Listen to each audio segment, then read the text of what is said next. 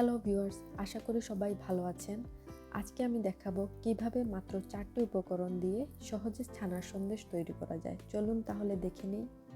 তার আগে প্লিজ আমার চ্যানেলটি সাবস্ক্রাইব করে ফেলুন। সন্দেশের জন্য প্রথমেই আমাদের ছানা বানাতে হবে। এর জন্য আমি পাত্রে 2 লিটার দুধ নিয়ে নিয়েছি। এখন দুধটাকে ততক্ষণ জাল দিব যতক্ষণ না দুধটা ফুটে ওঠে। আর খেয়াল রাখতে হবে দুধটা যেন পুড়ে না যায়, তাই বারবার নেড়ে দিতে হবে। দুধটা ফুটে উঠলে 6 থেকে 7 টেবিল চামচের মতো লেবুর রস অল্প অল্প করে মিশাতে থাকবে। আপনারা চাইলে ভিনেগারও ব্যবহার করতে পারেন। এ সময় চুলার আঁচটা মিডিয়াম লোতে থাকবে। দেখবেন আস্তে আস্তে দুধটা ফাটতে শুরু করেছে।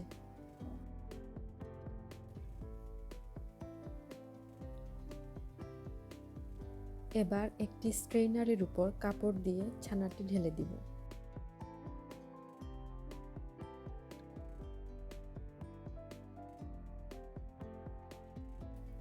ভালো করে পানি দিয়ে ধুয়ে নিতে হবে, তা না হলে ছানাতে লেবুর ঘ্রাণটা থেকে যাবে। এখন এভাবে 2-3 ঘন্টার জন্য রেখে দিব, যাতে ছানাটি থেকে পানি ঝরে যায়। এর উপর চাইলে আপনি একটি ভারী পাত্র দিয়ে দিতে পারেন।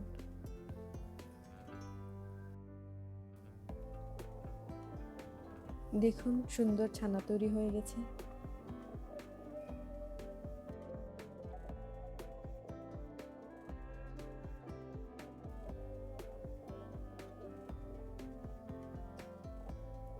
এবার আমি এতে 3 থেকে 4 টেবিল চামচের মতো চিনি দিয়ে দিব এবং ভালোভাবে মিশিয়ে নেব।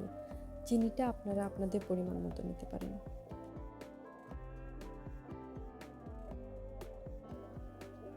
এবার একটি প্যান চুলায় বসিয়ে দিলাম এবং এর মধ্যে ছানাগুলো দিয়ে দিলাম।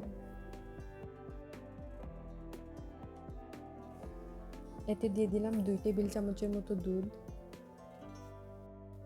আধা কাপ কনডেন্স মিল্ক। এবার সবগুলো উপকরণ ভালোভাবে মিশিয়ে নেব। যখন দেখবেন মিশ্রণটি আর পাত্রের গায়ে লাগছে না, তখন নামিয়ে ফেলতে হবে।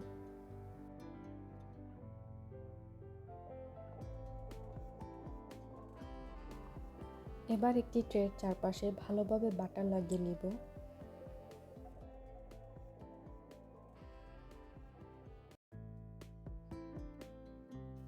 এখন ট্রের মধ্যে ছানার মিশ্রণটি ভালোভাবে সেট করে নেব।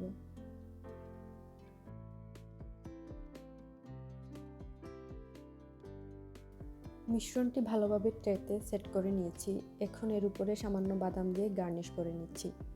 আপনারা চাইলে গার্নিশ করতে পারেন, আবার নাও করতে পারেন। এবার এটাকে ফ্রিজে 3-4 ঘন্টার জন্য রেখে দিব।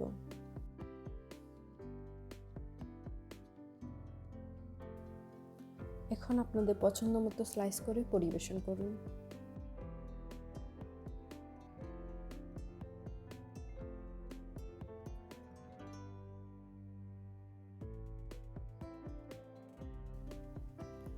তৈরি হয়ে গেল মাত্র 4টি উপকরণ দিয়ে মজাদার ছানার সন্দেশ।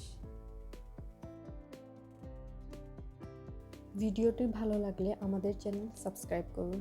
Thank you.